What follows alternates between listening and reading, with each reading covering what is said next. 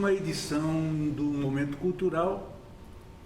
A Câmara Municipal de Bom Jesus dos Perdões apresenta hoje, dia 29 de outubro, no Dia do Livro, uma conversa com a professora Vera Valinhos Baltingoyer.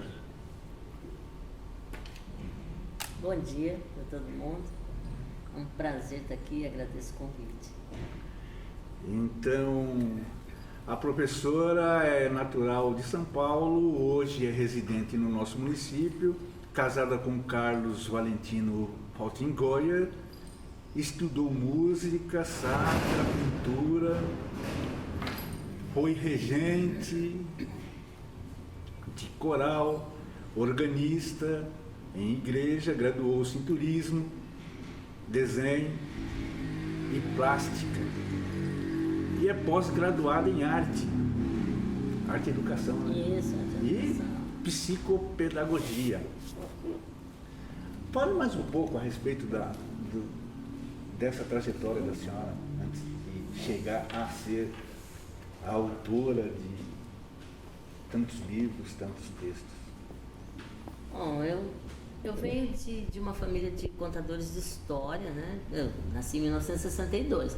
Naquela época era mais fácil a gente ver um disco voador do que uma televisão. Então,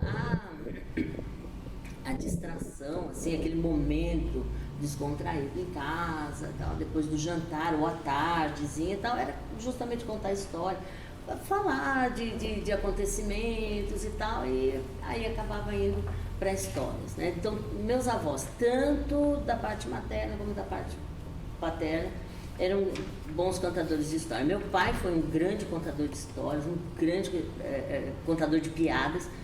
Meu pai faleceu agora em dezembro último, e o jornal A Folha de São Paulo publicou um obituário dizendo morre um contador de causos, né? Meu pai adorava contar causos e isso fez com que eu crescesse assim com a cabeça cheia de ideias e tal, né? O que acontece é que eu não gostava de ler. Eu gostava de ouvir histórias, contar histórias, mas não gostava de ler. Foi só no ensino médio que uma amiga, que aliás eu encontrei recentemente, mora aqui em Bataduba, e ela me chamou e falou, não, você tem que ler, você está lendo livros errados e tal, comece com alguma coisa mais para a sua idade. E aí eu fui descobrindo a alegria de ler, né, aquelas histórias maravilhosas, e eu comecei a querer escrever. Na verdade, o que acontece, um dia, conversando com meu avô, pai do meu pai, e ele acabou de me contar uma história, e ele parou assim, pensou, falou, puxa vida, se eu soubesse escrever, eu ia colocar no papel tudo que eu vi nessa vida, tudo que eu conheci, nossa, tanta coisa vai se perder. E eu fiquei com aquilo, eu falei, mas eu sei escrever. E aí daí surgiu o desejo e tal, mas como tudo na vida, a gente vai por outros caminhos, né? Eu sonhei tudo, em ser médica, astronauta, tudo, né? Mas aí com o tempo essa vontade não passava, e aí mudando para cá, que é o cenário que meu pai descrevia para mim, né? Meu pai é daqui da região. Aí sim eu comecei a andar pelos caminhos que ele andava, ver as coisas que ele via. Aí eu falei, não, agora é hora de escrever mesmo. E aí que eu decidi realmente a começar a escrever. Qual o momento que a senhora passou a ser considerada mesmo uma escritora? Foi no momento em que eu recebi a carta da Biblioteca Nacional com o número de registro do meu livro. Eu chorei a hora que meu marido abriu e falou assim, olha o que você recebeu, né?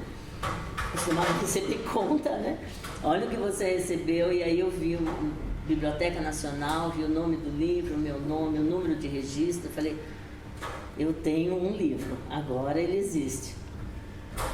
A senhora tem alguma rotina de trabalho na literatura, na escrita? Olha, agora, nesse período de pandemia, eu não tenho rotina nenhuma. Agora é atender aluno no WhatsApp de manhã à noite. Mas, normalmente, o que acontece? eu sou professora, né? E aí eu tenho meu horário de trabalho, eu tenho que preparar aulas, eu tenho que corrigir trabalho de aluno e tal. Então tudo acaba se voltando para isso, né? Depois que eu termino o meu trabalho com a escola, é que vem a dona de casa, que vem a mãe, a avó, a filha, né? Aí é que eu vou pensar em outras coisas. O Carlos, não é porque ele está aqui não, mas ele me ajuda muito, muito. Lava a louça, lava a roupa. Em casa não tem essa de o serviço é seu, o serviço é meu. É nosso, então isso ajuda muito. Mas que hora que eu vou escrever? A ideia surge a qualquer momento. Estou lavando louça, surgiu uma ideia, eu corro, escrevo alguma coisinha e tal, e vai ficando lá. É de madrugada, né, aquela horinha de tomar aquela água, de abrir um pouquinho a janela e tal. É nessa hora que às vezes eu perco o sono, é que eu vou escrever aquilo que eu escrevi, que eu anotei no papelzinho lá e tal. Mas escrever, de montar um livro e tal, férias e licença prêmio. É a única chance que eu tenho, assim, de passar dias inteiros, assim, lendo, pesquisando e tal, é nesse período, né? Eu preciso de calma, então não posso estar preocupada com outras coisas. A gente já dá para ter uma ideia de como funciona essa rotina e as coisas, e para se chegar a um produto, né? Aparecem bloqueios? Aparece. Nossa, tem momentos assim... Porque a gente tem toda uma vida girando em volta, né? Qualquer coisa que acontece tira a atenção, né? Meu pai ficou 1 ano praticamente doente, durante esse período apagou tudo, né? A gente focou naquilo e tal. E aí para você voltar a pensar naquilo que estava fazendo, né? É difícil. Eu li um comentário, assim que a Stephenie Meyer lançou o Crepúsculo, que já começou aquela coisa a fazer sucesso, o Stephen King fez um comentário que eu achei maldoso na época, né? E aí eu fui ler o livro dela e eu vi que ele tinha razão. Ele pode ter sido assim um pouco duro, né, com ela, mas pela experiência dele ele tinha razão. E ele falou uma coisa que eu dali para frente passou a ser assim uma prática para mim. Sim. Tem uma ideia? Escreva qualquer bobagem, é o que eu faço, escrevo qualquer bobagem que me vem à cabeça e tal, né? Engaveta, esquece, não trabalha mais naquilo, vai viver sua vida, vai fazer outra coisa, vai escrever outra coisa, né? Às vezes aquilo que você pensou, fica lá, espera que amadurece, depois de um tempo você volta, abre aquela gaveta ou abre aquela página, tá? Aquela pasta, começa a ler. E aí, ou você descobre que era uma ideia muito boa, ou que era uma ideia muito ruim, ou que você precisa lapidar, ou você aprendeu outras coisas, mesmo esse livro. Depois de pronto, eu descobri coisas, puxa vida, eu podia ter colocado isso, mas veio depois, né? Então, isso eu tenho, né? Então, eu tenho várias histórias começadas, contos começados, estão lá, de vez em quando eu pego. Então, quando eu faço começo, meio e fim, geralmente tem uma página, 2.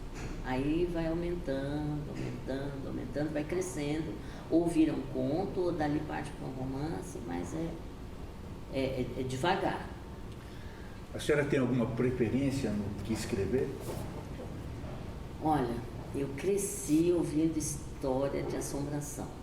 E eu sou fascinada por histórias assim fantásticas, né? Lobisomem. Aliás, eu já vou contar aqui, né? Segundo a minha avó, já vai dar spoiler. Já vou, né? Segundo a minha avó, né? O lobisomem que dizem que é de Joanópolis era de Canedos, era compadre da minha avó. Ela contava isso. Que não é cobertorzinho vermelho, nada, uma touquinha vermelha que foi ela que fez e deu de presente para o afilhado e tal. E ela contava essa história. Depois que a vizinhança descobriu que ele era lobisomem, disse que ele fugiu e nunca mais apareceu. Agora a gente sabe que ele foi para Joanópolis, que ele tá lá, né? Então... Seria spoiler demais falar a respeito dessa touquinha vermelha. E por que da touquinha vermelha? Porque tem muita gente que não conhece. Não conhece a história? Não. Tem tem gente que eu conheço. Acho que mas tem gente que não conhece, tem gente que está chegando agora e não conhece. Eu não sei se atrapalha a história futura. Não. Então, segundo a minha avó, né? Não me culpe. Pelo que ela disse, o lobisomem, ele persegue crianças recém-nascidas, né? Porque o lobisomem americano, europeu, ele foi mordido por um lobisomem, né? O nosso não, o nosso é diferente, nós temos um lobisomem próprio, né? É o 7º filho, né? Vai nascendo 6 meninos. O 7º menino, quando nasce, ele tem que ser batizado pelo primeiro, porque daí quebra a maldição, né? E aí, se ele não foi batizado, às vezes o primeiro filho morreu, né? O irmão mais velho morreu, e aí ele fica com isso. E aí ele deve ter esse trauma, alguma coisa assim, contra bebês. E aí, quando ele vira lobisomem, ele sai procurando um bebê recém-nascido. E, segundo o que ela disse, nessa época, ele tinha um filho recém-nascido, era o próprio filho dele. Então, o que ele fazia? Quando ele sentia que ia acontecer alguma coisa, ele sumia, ele desaparecia. E a mulher começou a achar que ele tinha uma amante, né? E a mulher começou, não, porque ele some, ele passa 2, 3 dias fora, volta todo rasgado, aquela coisa toda.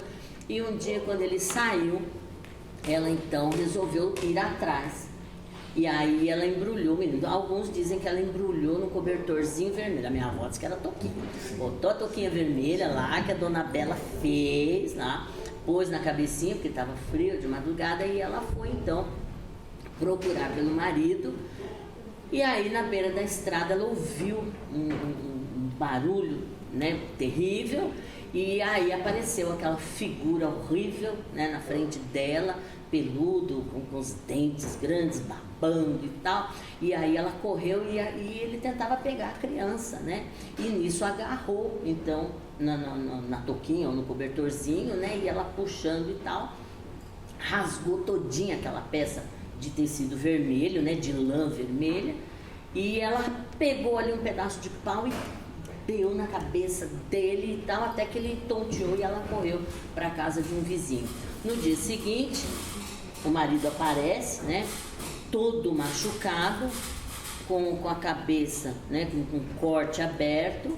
E aí ela foi falar o que aconteceu, foi contar para ele. E quando ele falou, ela viu entre os dentes dele um fiapo do cobertorzinho, da touca vermelha, né? E ela então puxou aquele pedaço e depois, comparando, ela viu. Aí ela foi falar com o padre, chamou benzedeira e tal, e o povo que já tinha perdido porco, galinha e aquelas coisas todas, se revoltou, e foi nisso que ele fugiu. E foi parar lá em Joanópolis, diz que está lá até hoje. Então, a senhora sabe que, pensando um pouco a respeito disso, a gente pode fazer uma comparação de que a tendência é desaparecer o lobisomem, porque os casais dificilmente agora chegam a ter 7 filhos, o que antigamente era comum, hoje já é muito mais raro, né? Na verdade, eu sou o 7º filho. Oh, meu Deus! Mas a minha mãe conhecia a história, tanto que a minha irmã, a mais nova, é que me batizou. Eu sou afilhado da minha irmã. Então, ela conhecia essa história. Seguiu. E já que você tocou no assunto do lobisomem, quando eu estava pesquisando para escrever aqui, eu fui pesquisar, aparece o lobisomem na história, né? E não assim com detalhes, mas ele aparece, né, na história, porque a história se passa no interior, né?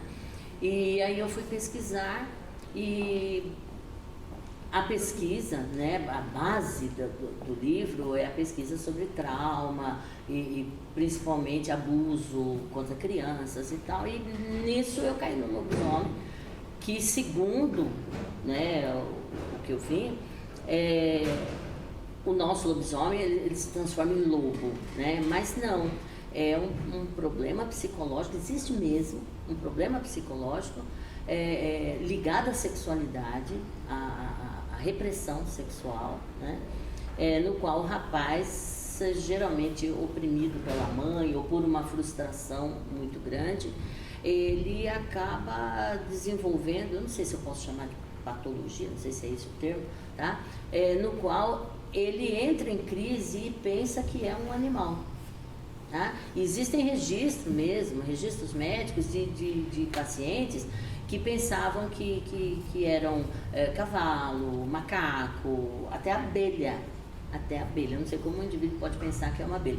E eu estava comentando isso com o Edson, ali do Bazar Ana Maria, e ele falou que ele conhecia um caso de um rapaz, não sei se de Piracaia, aqui da região, que pensava que era cavalo, quando ele tinha crise, e isso é realmente uma doença. Então, se você for procurar na Bíblia, Nabucodonosor é amaldiçoado, e você percebe que ali é praticamente a nossa visão de lobisomem, né? Que ele tem essa crise, que ele parece um animal, que ele fica pastando no pasto e tal. Se você procurar, se não me engano, está no livro de Reis, uma coisa assim.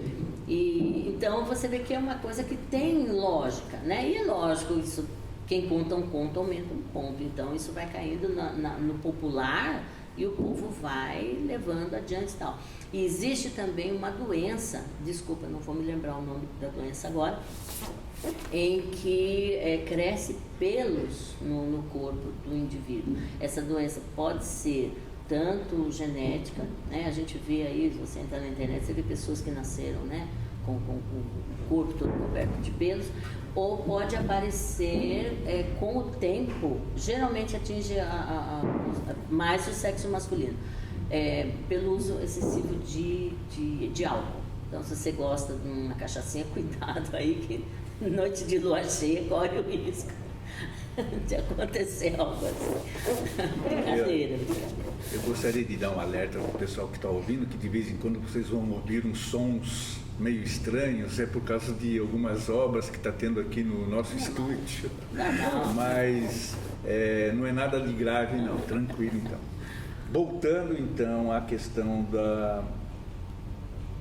do escritor, fala um pouco sobre a obra da senhora, no que a senhora se inspirou para fazer, pelo menos no trauma aqui, né? No trauma. Era para ser um trabalho de monografia. Eu estava fazendo a pós em psicopedagogia e aí eu resolvi pesquisar sobre crianças feras, né, que aparece aí na história. A gente tem a Mala e Kamala, o Victor, né, essas crianças que foram deixadas na floresta e acabaram tendo um comportamento semelhante de animal e tal. Aí eu caí na história do lobisomem e tal, né? E só que o que acontece? Assim como eu falo demais, eu escrevo demais, e o tempo foi passando e eu precisava entregar a monografia e não deu tempo de terminar. Aí eu peguei lá o que eu tinha de outro curso que tinha feito, somei alguma coisa, algum outro assunto, entreguei o trabalho, né? E aí a gente volta naquela questão do Stephen King, ficou guardado lá, né? Aí um dia assim, eu peguei, olhando, puxa vida, olha, eu tinha achado tanta coisa, né? Agora esse trabalho ficou perdido, e a minha intenção era transformar num trabalho científico, totalmente técnico e tal. Só que eu não sabia como fazer. Existe em São Paulo, no bairro de Pinheiros, ali, uma escola de escritores, pouca gente sabe que existe a escola de escritores, e aí eu fui, me matriculei lá, né, para aprender como fazer um livro e tal. E eu levei a ideia, né, e o professor falou, não, esquece isso, não dá certo não, tá? Livro de faculdade é para aluno de faculdade.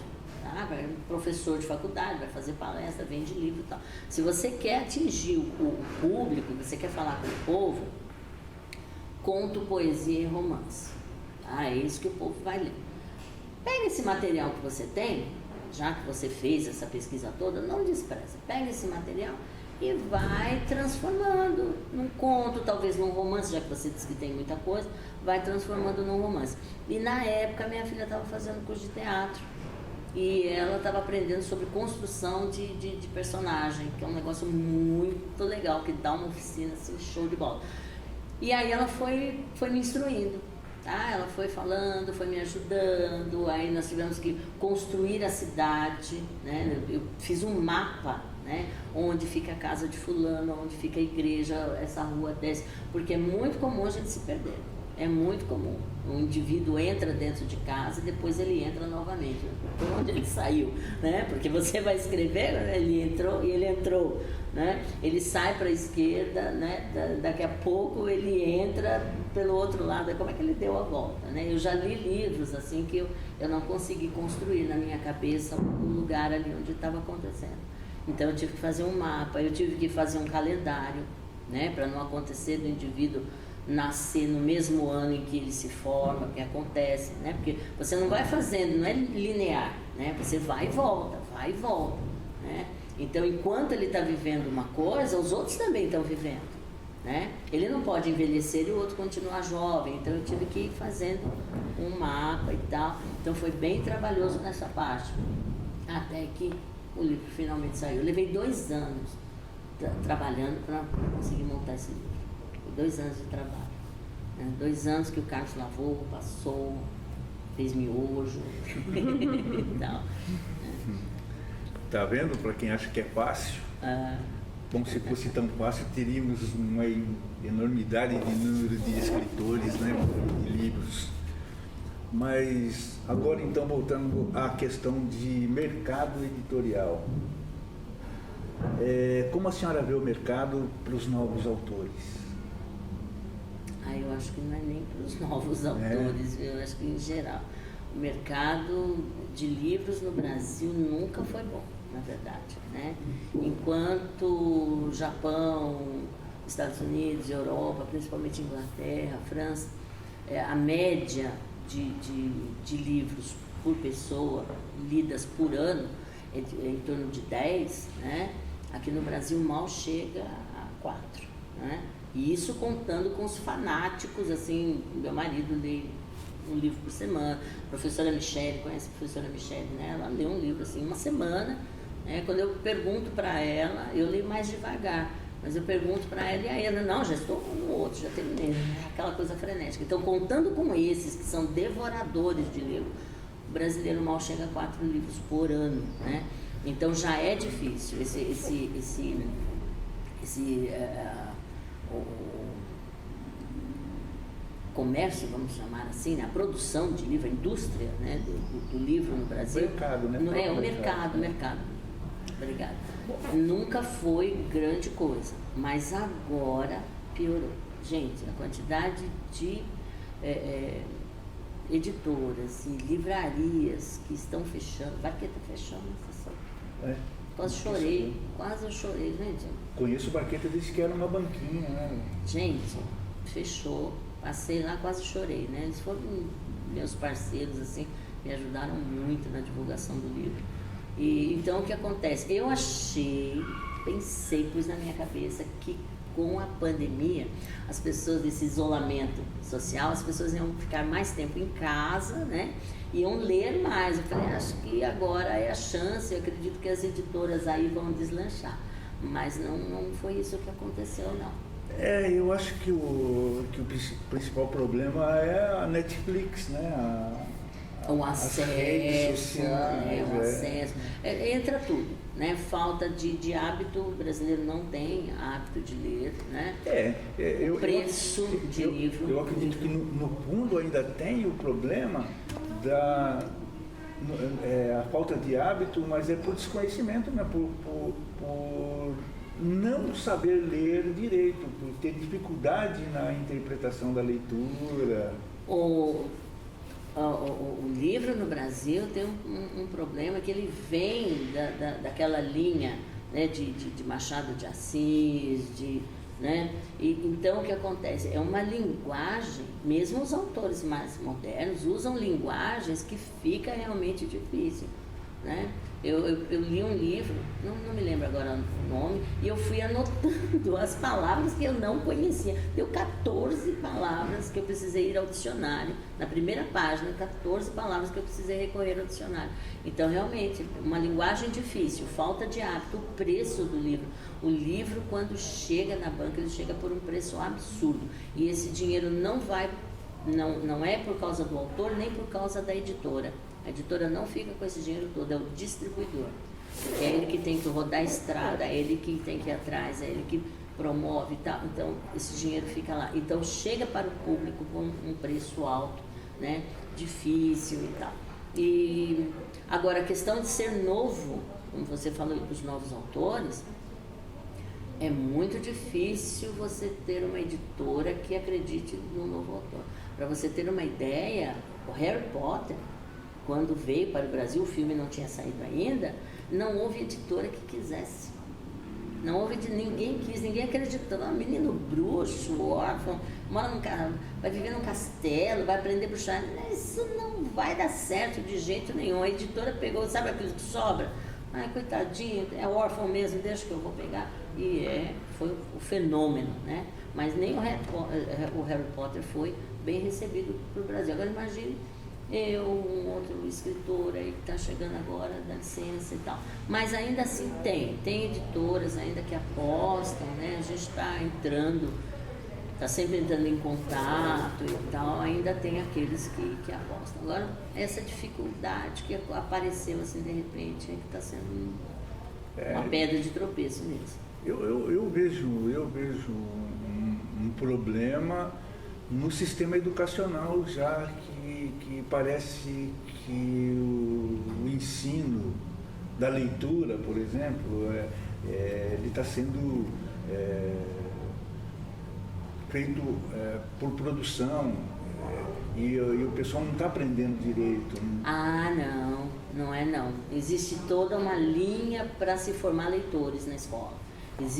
Existem as feiras de livro, as trocas de livro, aluno empresta livro da biblioteca, leva para casa, lê para os pais, né? Então ele fica com o livro uma semana, depois ele volta, conta, o aluno vai à frente da sala e conta o que ele leu, né?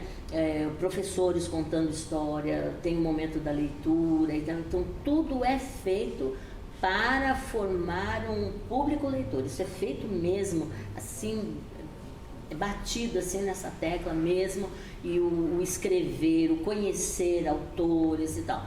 É com o tempo que isso vai se perdendo, porque o brasileiro precisa passar muitas horas trabalhando, a maioria trabalha longe de casa, então é muito tempo no trânsito, né? Então tudo isso atrapalha, e essa questão mesmo dessa cultura de leitor que vem assim de séculos atrás, que realmente falta, né? Para você ter uma ideia, quando eu era adolescente, a única biblioteca que nós tínhamos, né? Pré-adolescente, a única biblioteca que nós tínhamos ficava no centro de Guarulhos, né? E tinha outra em São Paulo, tinha na Penha, mas já era mais difícil. E aí nós tínhamos assim que juntar aquele grupo de alunos, ir de ônibus até lá. E aí nós pedíamos, assim, o mesmo livro, nós combinávamos, você pede, você lê do capítulo tal, você dá, não, era proibido tirar xerox, nem sei se tinha máquina de xerox na biblioteca naquela época, então era até para a biblioteca era muito difícil, não existia biblioteca nas escolas, hoje não, hoje toda escola tem ali a biblioteca, né? Aquelas cestas de leitura. Já minha filha, ela conta que quando ela estava na escola, tinha umas cestas penduradas no teto, feitas de crochê, de pano, pareciam umas redes penduradas no teto. E aí tinha um dia, não sei se da semana e tal, que a professora vinha e estendia o tapete, né? E descia aquelas cestas, né? Aquelas redes assim, e aquilo estava cheio de livro. E a minha filha fala que ela lembra disso até hoje. Ela falou assim: mãe, a gente nadava no meio dos livros, né? Nadava, a gente pegava qual que você pegou? Ah, não, você já leu esse e tal. Então, aí é diferente, você começa a formar um público leitor. Mas isso é quando? 30 anos atrás. Ai, Thaís, eu contei, agora já é tarde. Tá? Falei, filha, desculpa. 30 anos atrás é muito pouco tempo para você estar formando um público leitor. Para que o povo tenha esse hábito, é algo que tem que passar de 100 anos. Tá? E aí a gente tem um histórico onde que a gente só tinha Machado de Assis, José de Alencar e tal, né? Nessa escola de escritores, quando a gente entra, né? Primeira coisa que o professor fala, preste bem atenção, você quer escrever, nós apoiamos, faça, mas Paulo Coelho, só existe um no Brasil. Então não adianta você dizer, eu vou escrever um livro, eu vou ser escritora, eu vou viver disso e tal. Preste bem atenção, tá? São poucos os escritores. A Carlos Drummond de Andrade era funcionário público. Agora aqui está para eu perguntar qual o papel das redes sociais para o trabalho do escritor. Gente, é o que está salvando. É o que está salvando, porque ali você mostra o seu trabalho, ali você vê o trabalho dos outros, ali você tem páginas no YouTube, no Facebook de poetas, né? Tem grupos de escritores, as redes sociais, para você ter uma ideia, a editora, gente, não pode ver assim com maus olhos, tá? Mas é uma empresa que precisa de dinheiro para sobreviver. Quem monta uma editora, é uma empresa com a qual ele vai ganhar dinheiro. Então, por isso que é tão difícil apostar num escritor novo, desconhecido, né? Ele precisa. Então, o que acontece? Eles estão indo atrás de quem tem canal no YouTube. Quem é que está bombando, vendendo livros? Felipe Neto, Nodi, aqueles meninos lá do Você Sabia, tá? Então, esse pessoal, por quê? Porque eles têm milhões de seguidores, né? Então, ele aparece com o livro dele ali, é sucesso garantido, né? Então, a rede social é que está ajudando o mercado editorial. Isso ajuda muito. Eu sou, assim, semi-analfabeta em termos dessas redes, essas coisas. As pessoas falam... Eu fui convidada para uma live um tempo atrás, e aí, você pode? Eu falei, claro, posso. O que é live? A minha filha, mãe, eu não acredito que você fez isso, mas eu não sabia o que era, né? Então, aí tem um monte de escritores novos, já me falaram para publicar no Wattpad, eu entrei, ainda estou pensando, né? O Amazon. A Amazon é uma ferramenta aí que a boa parte dos escritores está usando, está gostando bastante, algo para pensar. Então, se o livro físico, né, embora muita gente ainda prefira, ainda gosta de receber, de ter na mão, de folhear, de cheirar e tal, né, ele não vai morrer, né, não vai morrer. Mas essa tecnologia veio para ajudar e as redes sociais estão fazendo o seu papel mesmo. É uma maneira de você conhecer o mundo, Eu recebi parabéns da Islândia, eu recebi parabéns da Holanda, né? Teve gente, brasileiros que estão na Holanda, que pediram livro, né? Mandei para os Estados Unidos. Como eu ia fazer isso sem as redes sociais, né? Ajuda muito. Falando agora com os leitores, a senhora tem alguma relação com os leitores? Qual é a interação que a senhora faz com os leitores? Lembrando para os leitores e para quem está assistindo que se tiver alguma questão, quiser saber alguma coisa, quiser fazer uma pergunta, está à vontade aí para fazer aqui a nossa escritora convidada. É o boca a boca. Aqueles que entram em contato comigo pela internet, né? A gente tem um contato, mas é menor. O meu contato maior é com aquele que está mais próximo mesmo, né? E aí eu fico curiosa, porque a pessoa, olha, estou lendo o seu livro. Aí, que página você está? O que está acontecendo agora? Né? Porque aí eu brinco, né? Mas ele já morreu? Ai, não conta. Brincadeira. Né? Então isso ajuda bastante. É como você ter um filho e encontrar com a professora dele, tá? Encontrar com a mãe do coleguinha dele. Olha, meu filho está estudando na mesma escola que o seu filho. Ai, como é que ele é lá na escola? Ele é muito travesso? Então é a mesma coisa, né? E aí o que acontece? De acordo com essa resposta das pessoas, é que eu vou pensar na linha do que eu vou continuar, né? Se devo continuar, porque eu tenho que agradar ao público. Eu vou escrever aquilo que eu gosto, né? Mas eu não posso desrespeitar a vontade do público, porque é para ele que eu escrevo, né? A gente da nossa geração, que não é a geração X nem Y, né? Não é a geração... A gente tem bloqueios em relação a essa novidade, a essa tecnologia nova, né? Mas você não pode mais dizer que você é analfabeta, você era analfabeta. Porque dessa vez, quando a gente convidou você para uma live, você já sabia o que era, gente. É o milagre da educação. Gente, eu vou falar uma coisa, vou confessar aqui.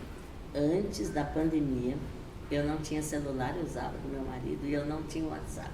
Então, às vezes o pessoal fala, quem é Carlos? Eu recebi uma mensagem do Carlos. É que eu não tenho, né? Aí no momento em que a escola precisou fechar suas portas, né, e a gente sentou, a partir de agora o que a gente vai fazer para alcançar esse aluno, né? Tem a plataforma e tal, mas nem todo mundo tem computador, muita gente mora em chácara e tal, como é que vai fazer? Aí o pessoal, é o WhatsApp, aí eu, todo mundo, né? Aí eu disse, agora o que eu faço, né? Agora você aprende, agora você vai atrás. Então, às vezes eu ligo para minha filha, o que eu faço? Como é que eu faço isso, né? Aí, olha, fulano está pedindo para você adicionar no grupo. Aí quando eu olho, eu montei um grupo com o nome do fulano. Eu falei, o que eu fiz? Thaís, olha aqui o que eu fiz e tal, né? Mas é assim mesmo. Parece bobagem, gente, todo mundo tem. Mas como você falou, é novidade para nós e a necessidade é uma novidade. Porque eu vivi muito bem sem telefone, sem nada. Eu não tenho televisão até agora, não gosto de televisão. Já trabalhei na televisão, não gosto. E eu tenho um aparelho, né? Mas uso para DVD e tal. Então, o que acontece? Eu ainda resisto, né? Eu ainda resisto a essa coisa de sentar, de ficar olhando e tal. Então, isso é novidade para mim. Agora, como eu falei para você, que tem as redes sociais, que eu estou aprendendo a valorizar isso, porque antes, não é? Tudo que é novo para a gente, não presta. Então, agora que eu estou valorizando, agora que eu estou vendo, estou dando importância, né? Só que agora é muita coisa para aprender ao mesmo tempo, né? Eu ainda estava no Orkut, quando as pessoas já estavam lá na frente. Então, quer dizer, eu estou assim engatinhando, né, indo atrás, mas a vida da gente é uma aprendizagem, né? É uma aprendizagem. O que eu não sei hoje, eu vou ter que correr atrás e tem todo um pessoal aí, né, para estar ajudando. Você me permite falar, na Escola Viana nós temos um festival de curta-metragem todos os anos. E aí eu cheguei com uma super novidade para os alunos, né? Falei, gente, olha, eu vou ensinar vocês como é que se faz stop motion. Então, é assim. Não, professora, tem um programa que já faz isso. Tá. Desculpa aí. Então, eles já estão muito à frente, né? Eles já sabem. Eu aprendi a editar vídeo com um aluno do 4º ano, que chegou e falou, professora, tem esse aqui que é pago. Agora a senhora pode usar esse que é de graça. É meia boca, mas dá para a senhora fazer boas coisas nele. Ele me ensinou. Então, quer dizer, nós que nos posicionávamos na frente da sala de aula e ensinávamos tudo, agora nós aprendemos a sentar, ouvir e aprender com aquele pichuchuco pequenininho que sabe tudo, que está anos-luz na frente, e aí é essa troca, né? E é isso que é muito legal, que é muito bacana. Daí a gente tira aquela filosofia oriental que compara a crise à oportunidade. Né? Exatamente. Gente, não fosse essa pandemia, eu estaria sem celular até hoje, né? Não preciso disso, né? Quer dizer, não parei para pensar que era importante. Quer dizer, foi necessário assim me colocar contra a parede. Aí eu entendi, nossa, como é importante, como eu preciso me comunicar rápido com as pessoas, mandar mensagem, mandar documento, mandar tá tudo ali na sua mão, né? Quer dizer, eu ainda estou indo lá tirar xerox e tal, e, né? Não, facilita muito mesmo. Alguma questão? Tiveram vários comentários elogiando o trabalho. Eu vou mencionar aqui alguns comentários e perguntas. A Tereza Bezerra da Silva comentou: admiração sem fim pela pessoa, escritora, professora, colega e artista. A Pamela Matias falou: professora Vera, maravilhosa, parabéns. A Débora de Fátima disse: professora Vera, pessoa incrível, a sua luz radia uma escritora da nossa cidade com livros incríveis, indique suas obras. Aí temos a primeira pergunta da Ana Lopes Pereira. Ela falou: oi Vera, saudades. Quando sai seu próximo livro? Se Traum já foi... Traum, né? Se Traum já foi espetacular, imagino o próximo como será. Beijos. Então, primeiro eu vou mandar um beijão, né? Aí a Tereza, Pamela, quem mais mandou? A Ana Lopes que perguntou. A Ana Lopes perguntou, mas foi a Débora. A Débora, da Câmara, né? Então é para todo esse pessoal, assim, um beijão mesmo, muito carinhoso, muito obrigado, né? Pelo apoio. E a Ana, antes de responder a pergunta, eu vou contar um segredo, não é nem segredo, eu vou contar um negócio aqui. Eu gostava muito gosto até agora, de ler Agatha Christie, que foi o livro que aquela amiga lá no ensino médio falou: começa a ler e tal, né? E eu compro livros e tal, e a Ana falou: me empresta. Não empresto o livro. Por favor, me empresta, só para eu saber se eu gosto desse, né? Porque ela lia outras coisas. Não empresta. Por favor. Tá bom, olha, eu fui emprestar, mas se você perder, não vou perder. Tudo bem, e ela viajou. Aí ela voltou. Falei: e aí, gostou do livro? Gostei, nossa, amei. E eu gostei tanto que eu comprei um outro. Você já leu Caio Pano? Eu falei: não li. Então, eu vou dar pra você. Eu falei: não precisa dar não. Não, vou dar pra você que assim eu termino o outro.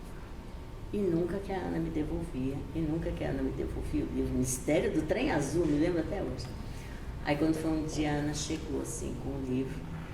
E eu estranhei a capa, né? Ela falou assim: sabe o que é? Eu perdi o seu livro. E aí eu fui lá no Sebo do Messias, lá no centro de São Paulo. E eu contei eu perdi o livro, ela é fanática, ela vai me matar quando eu souber. E ele falou: olha, leva outro e quando aparecer aqui, eu te ligo, né? E aí ele ligou, falou: ela foi correndo, coitada, comprar o livro que ela tinha perdido. A Ana é uma amiga muito querida, nós trabalhamos juntas, quando trabalhava em hospital, nós trabalhávamos juntos. E no dia do lançamento, aqui na Câmara, ela veio com a irmã, veio com a família toda e tal. Foi uma surpresa muito grande, porque eu me mudei para o interior, ela agora mora em Pinhalzinho, mas ela continuava morando em São Paulo. E foi uma surpresa assim, maravilhosa, fiquei muito emocionada com a presença dela. E olha, Ana, o próximo livro, eu tenho 2 livros. Eu tenho um que eu escrevi antes, mas não publiquei, né? Que é baseado nas histórias do meu avô. Nas histórias que ele contava, né, daqui da região e tal. Esse está lá na gaveta, parado. E as pessoas querem a continuidade desse livro. Eu escrevi já, começo, meio e fim, deve ter aí umas 15 páginas. Está faltando aquele recheio que eu falei para você, até chegar nas 300 páginas. Mas, Ana, pode ter certeza que você vai ser a primeira a saber. Ana, tá pronto! Aqui. E no lançamento eu vou querer você aqui de novo. A Ana é uma pessoa muito carinhosa, muito querida. Um beijão para você, para sua família, para sua irmã. A irmã dela está começando a escrever também. E um beijo muito grande para você, Ana, e para todo mundo que está assistindo. Eu só fico um pouquinho bravo com a Ana, porque a pergunta sobre os projetos futuros era a pergunta que eu ia fazer agora e que ela fez antes. Ana! Mas tudo bem, agora então... Sinal que ela tá ligada. Tá ligada, Mais alguma questão? Então eu quero... Depois eu continuo as questões. Você continua? Tem questão? Não, então, porque na verdade eu só tenho um encerramento. Então você pode... tá. Eu vou comentar aqui mais os comentários do pessoal, só pra Vera saber do carinho, né? A professora Lucy falou parabéns, a Sandra Cunha disse sou sua fã, a Clarissa Santos disse professora linda, maravilhosa. Nossa, ai, botei. O Matheus Saltingoia, que é o... Nossa, não conheço Não esse conhece. nome. Ele comentou aqui, eu acredito que algo que influencia muito na falta da leitura é a cultura da procrastinação.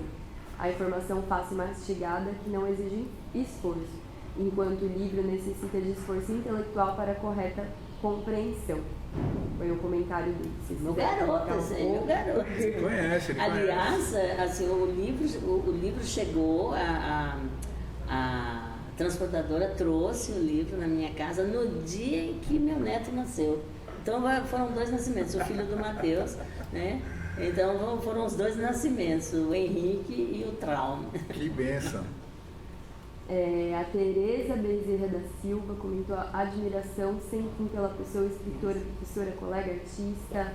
A Nádia Polinarski também, velha demais, ninguém conta uma história como ela.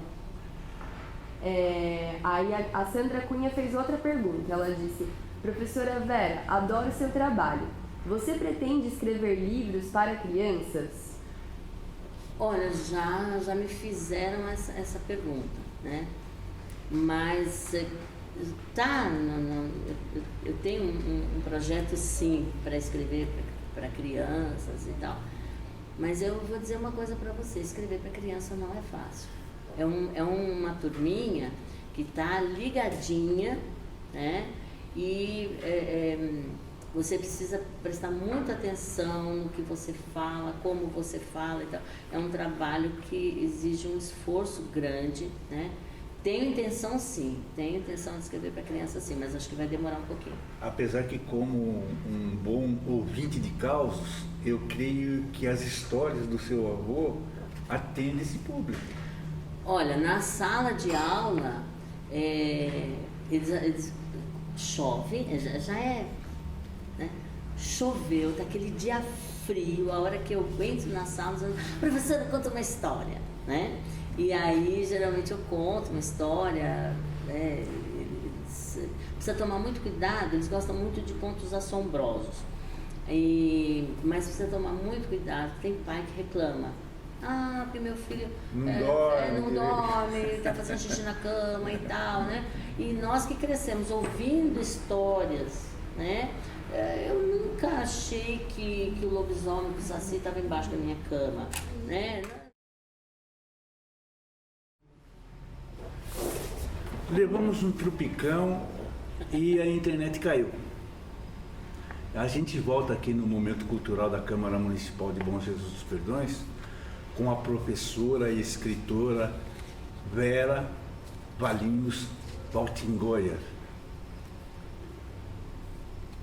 E vamos à última questão, que era já para encerramento, e depois a gente faz uma edição e coloca tudo junto.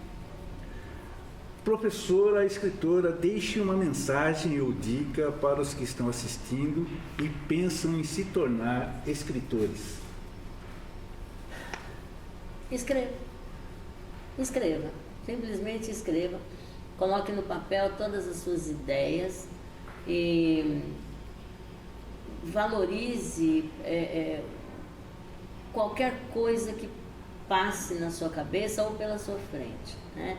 Procure ver assim o mundo com outros olhos, né? É diferente você dizer uma casa velha ou você dizer uma casa cujas paredes, corroídas pelo tempo, abriam suas janelas já desbotadas, com os vidros trincados. Então é diferente, né? Então, cada vez que você usar uma palavra, procure colocar nessa palavra poesia, carinho, né? E aí você vai descobrir num passarinho, numa flor, no seu vizinho, no pipoqueiro, você vai descobrir algo assim maravilhoso que vale a pena ser contado. E aí você vai escrevendo. Escreva, né? Existem vários cursos aí, né, que dão de técnica de escrita, em que eles falam isso, vai escrevendo, mesmo que não faça o menor sentido. Depois que ele descansar lá na gaveta, Você abre, que é o conselho que o Stephen King deu para Stephenie Meyer, né? E eu peguei como se fosse para mim. Escreve, deixa na gaveta, depois de um tempo você vai olhar, olha que ideia boa, ou soma com aquela outra ideia, ou você dificilmente você vai dizer isso não presta. Você pode cortar, dividir em partes, mas dificilmente você vai ter uma ideia de, isso aqui não vale nada. Não, dali você vai tirar outra coisa. Valorize a opinião das pessoas, né? Eu não coloco, você me perguntou antes de mandar o livro pronto, o que eu faço? Eu tenho as pessoas que leem para mim, né? O Carlos, a Thaís, a doutora Cecília, o Carlos Capelano, é um amigo, a Cris, que são pessoas que leem, que são meus amigos, mas que não vão me badalar, tá? Então você precisa ter uma pessoa que não te badale, que não diga, tá lindo, tá maravilhoso. Pessoas que apontam, olha, esse ponto aqui não ficou legal, olha, eu não entendi isso, tá um pouco confuso, por que você não muda? Então a opinião dessas pessoas é muito importante. Quando você escrever, tiver com tudo pronto, vá ao correio, imprima, vá ao correio e mande para você mesmo por Sedex, tá? Essa cópia. Guarde essa cópia, não abra. Você sabe o que tem dentro, foi você que mandou, não precisa abrir. Você guarda. E aí você começa então a ir atrás das editoras. A editora dificilmente vai roubar a sua ideia, tá? Dificilmente. Mas é uma garantia que você tem, mesmo música e tal, antes de você registrar, você já faz isso. De repente, tá, escapou, surgiu uma ideia, ou você publicou e uma pessoa disse, essa ideia ele roubou de mim, tá? Vai rolar um processo e direito autoral é coisa séria. Você tem aquela cópia que você mandou para você mesmo e o carimbo do correio é válido diante de um juiz, tá? Aí surgiu qualquer dúvida, você leva, o juiz vai olhar no carimbo do correio, vai ver ali e vai abrir, tá? Então, autores famosos aí já fizeram isso. E ali, o que é mais antigo, tá? Vai dar a você o direito, tá? De autoria daquele projeto que você fez e tal. Isso é para tudo, tá? Pode ser um projeto de design, qualquer coisa que você ainda não mostrou, uma invenção que você fez, ainda não patenteou. Patente é uma coisa cara, né? Então você faz isso, tá? E não despreze as suas ideias, não, tá? Vai indo. E assim, não vá com muita sede ao pote, tá? É difícil. Viver de arte em geral, não é só livro. O artista no Brasil ainda não foi valorizado, tá? Você quer comprar um apartamento, um carro e tal, você tem que provar que tem outra profissão.